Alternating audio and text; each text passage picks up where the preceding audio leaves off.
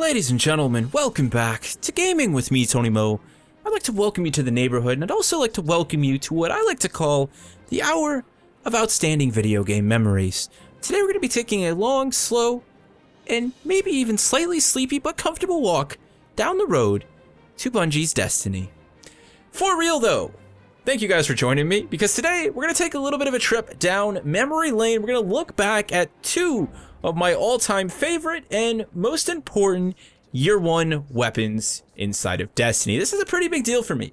I've held on to these two weapons because they have some incredibly powerful emotions and sentiment attached to them. It's kind of miraculous to think about how video games can do that sort of thing with an object that's virtual inside of another world. It's not like I actually have this sniper rifle in real life, or this hand cannon in real life. They are merely objects within a virtual world, and somehow they hold an incredible amount of significance. Honestly, they're more significant than my smartphone. Like, what's a smartphone? It costs me some money, it lets me do things. In terms of actual emotional connection, there's almost nothing involved here. The things inside of it may be so, but the weapons that I'm about to talk about today have more emotional power for me than my smartphone. Not sure if that means anything, but I think I got my point across.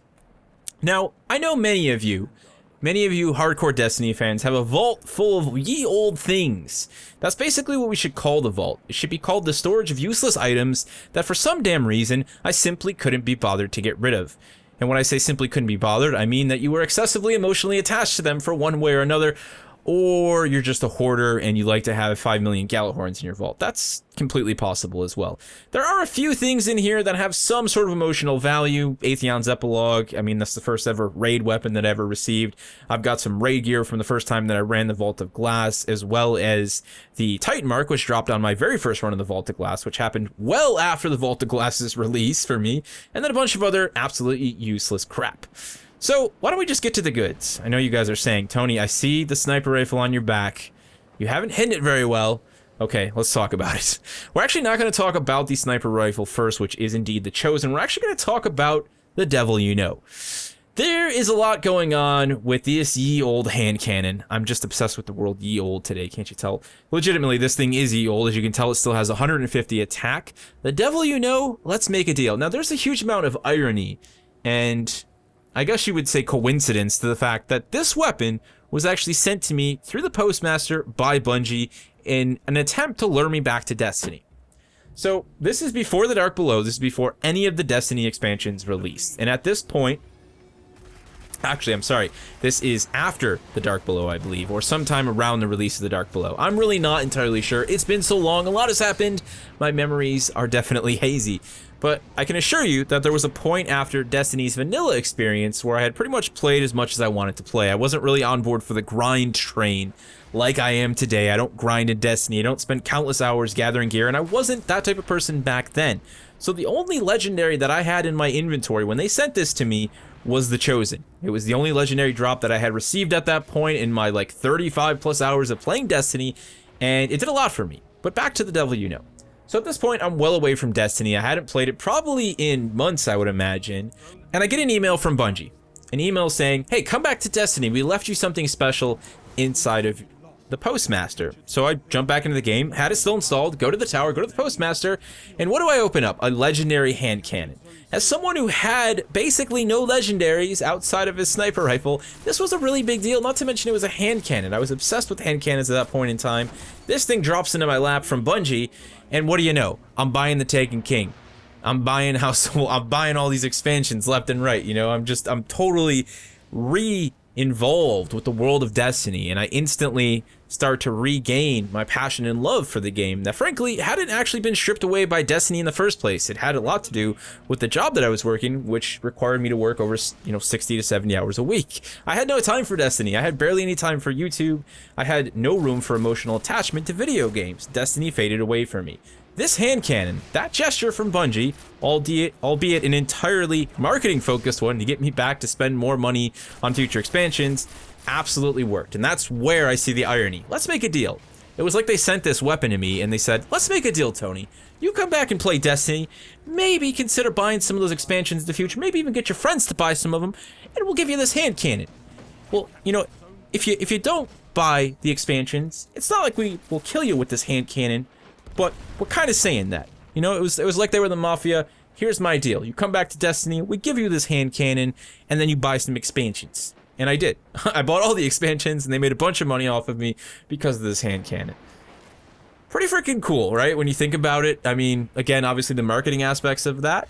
But that aside, I mean, yeah, you know, and this was a cool little hand cannon. I actually quite liked it. I had explosive rounds, which I always enjoyed for PvE, which was where I spent the majority of my time. We had final round, and we also had return to sender. So I was pretty stoked with this. As a PvE role, I was absolutely into this. It was pretty accurate. It looked cool, and I actually went on to try and make a foam version of this that I have yet to paint, but it is complete in its model form.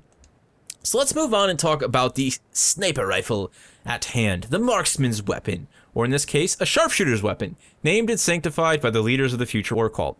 Now, since the reveal of Destiny, I've been obsessed with the FWC. Since the very first time we saw them, they have been my go-to people, except I'm now dead orbit. But anyways, I betrayed them, it's past. I've actually betrayed all of the factions at this point, if you want to get real about it. Nonetheless, the FWC is still fantastic to me. I loved their color scheme, I loved their logo, and I specifically loved this sniper rifle. Now, this was not something that I purchased. This was a legitimate drop from a strike, if I remember correctly, that happened to be FWC branded, which was kind of a big deal. I don't know if that was a common occurrence. Again, I didn't really play Destiny that much back then, but hey, this thing dropped in my lap. It happened to have void damage, which at that point in time, no one in my fire team that I played with had a hard-hitting legendary weapon that also did any type of energy-based damage. So we were suffering, trying to run strikes, trying to get gear. This thing came into play, and all of a sudden, I was a god. I was the man everyone looked to. They were just a bunch of measly peasants, and I was Zeus! And the Chosen was my almighty lightning bolt. And we would just go to town, and you know, I would just pull this thing out and be like, yeah, don't worry, I got a bunch of secondary ammo cakes. I'm just gonna eat these real quick, and then we'll go back to slaying things. And that's exactly what we did. This thing pulled us through a lot of strikes, and when you look at the role, it's not bad. We've got Outlaw. We've got a choice between Snapshot, Field Scout, which I absolutely love for PvP, and then we also have Clown Cartridge, which is a nice one in PvP. The big thing here for me, though, was this thing handles so well and it was so fast, and the Outlaw perk. Precision kills with this weapon dramatically increase reload speed. Back in the day, when I was actually good in the Crucible after I returned to Destiny, this was my Mjolnir. This thing just shredded people. I was like a sniping god, so far away from where I am now with this thing. It's just so quick, it handles so well, and you throw in the ambush scope, and you just popping heads for days. You've got that additional ammo capacity. You're getting ammo back to the magazine occasionally because of the Clown Cartridge, and then you've got Outlaw, so you're popping heads, super quick reload. The reload on this thing is like lightning. It was just so satisfying. There's something so satisfying about popping someone's head and then reloading at the speed of light and then popping another guy's head. Like, this weapon for me is just so cool. There's just everything about it. I fell in love with it. And to this day, it is still wicked awesome. I actually took it into the Crucible. You guys are seeing some of that footage. And I didn't do that well. I imagine if there was an audience, they'd be looking down at me, you know, saying that I was a loser and I didn't have it anymore and I should just retire, which I did, so joke's on them.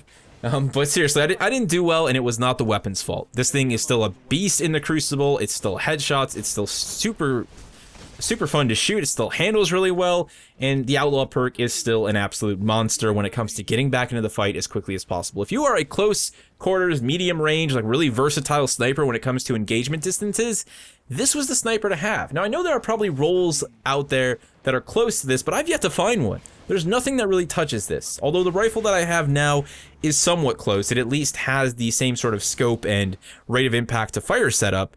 There's just something about this thing was really special. You know, and at the end of the day, you close it out with that visual appearance, the FWC color. I love that sort of off blue with the FWC logo right on the barrel where you can see it in first person. This was my baby. I loved this thing, and I still do. And it has a hell of a lot of emotional attachment for me, which is, again, pretty spectacular. So how do we wrap this up? Well, we wrap this up by asking you guys to share some of your stories, your weapon stories, specifically down in the comment section below. What year one weapons do you still have in your vault, and why? Is there a specific story or reason of emotional value, or of any value, tied to those weapons? Let me know down in the comment section below. Let me know the name of the weapon or weapons, and be sure to share the story with me. I really want to hear what people have to say about these lovely, lovely year one weapons that, for a lot of us, carry some really significant memories. And I know a lot of it's nostalgia, but a lot of it's really great stories that deserve to be retold. Thank you guys so much for watching. Thank you for joining me for this little trip down Destiny memory lane. And I'll see you in the next one.